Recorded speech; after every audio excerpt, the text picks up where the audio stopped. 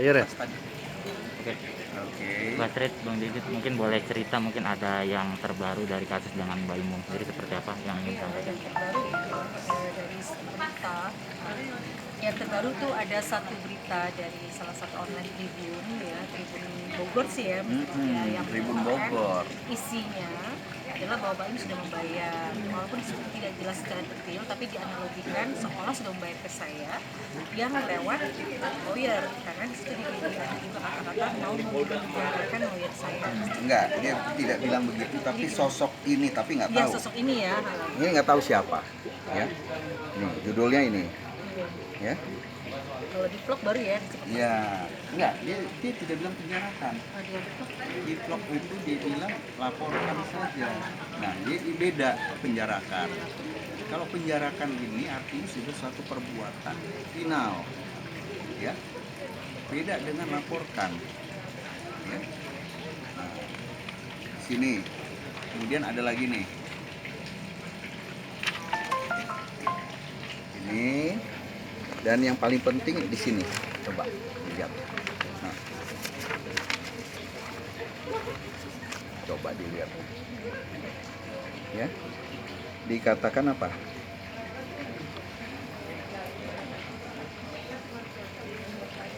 Nih, saat ketemu dan ngobrol, sang pengacara Hotma Sitompul menegaskan kembali bahwa Mbak Imong sudah membayar utang tersebut Kepadanya kepadanya kosong. Ya kan?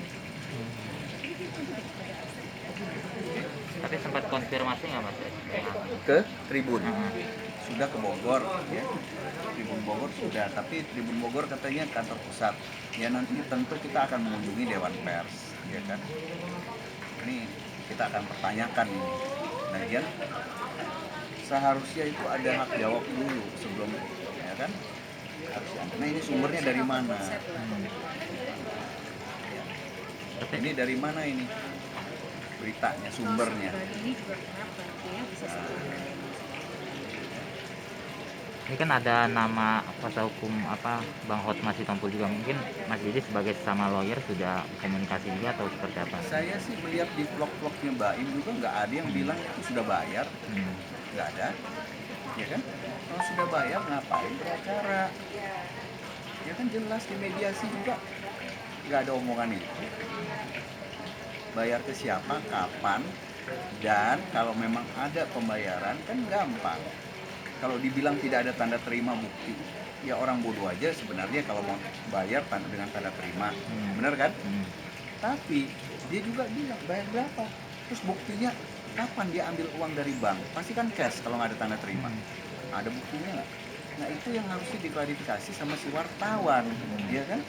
Nih buktinya saya ambil, walaupun nanti dibilang nggak tahu duitnya dipakai ke mana, dia paling nggak ada bukti hari itu dia ambil uang, ya kan? Nah, berapa dia bayar cash, ya kan? Nah itu kan jelas gitu. Ini apa-apaan nih? Penjarakan, wah luar biasa ini tulisannya. Ya kita nggak tahu ya bahasa siapa. Ini kita nggak tahu. Ya, ini kan bisa bermakna macam-macam. Ya, kita tidak boleh prejudice, tapi kita akan tanyakan pasti, cari tahu, dan ini sudah jelas adalah melanggar undang-undang ITE. Ya, apalagi di vlognya Mbak I. Dibilang, memang nama saya nggak disebut, acaranya Mbak I dan sebagainya. Ya, sekarang kalau dibilang ada bukti palsu, ya kan? Kan Hotma bilang itu bukti palsu. Bukti palsu kenapa? 17 Januari Astrid baru ketemu Baim. 8 sama 10 Januari baru nyewa mobil dan sewa kantor. Kan lucu dia bilang, itu bukti palsu itu. Kalau ketemu harusnya baru belakangan baru nyewa. Lah, orang bisnis kalau mau terlihat profesional, kalau mau ketemu sama orang, dia harus nyeker. Kan harus ada mobil, harus ada kantor, ya kan?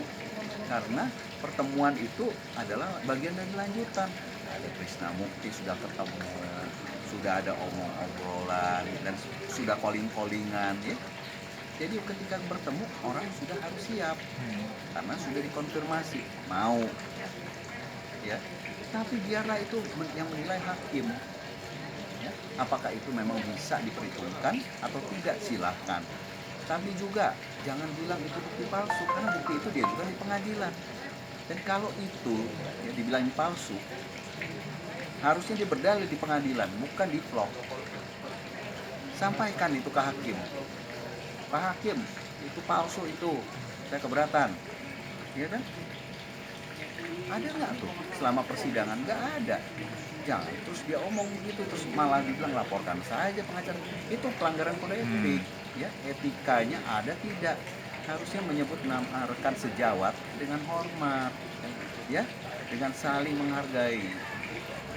Jangan enggak mandang-mandang gampang, ya. Nggak begitu caranya.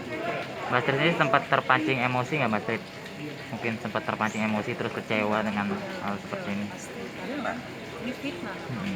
Dan tidak ada saya terima uang, apalagi ada indikasi bisa laporkan penjara, itu nggak baik. Karena dia ingin membuat suasana internal kami belum berbeda, jadi nanti bisa saja saya sama Talita wah jangan mesti saya terima saya masih kayak gitu ya, kita kan jadi oh gitu loh, ini berani banget nggak dapat konsep nih, ini yang saya bingung.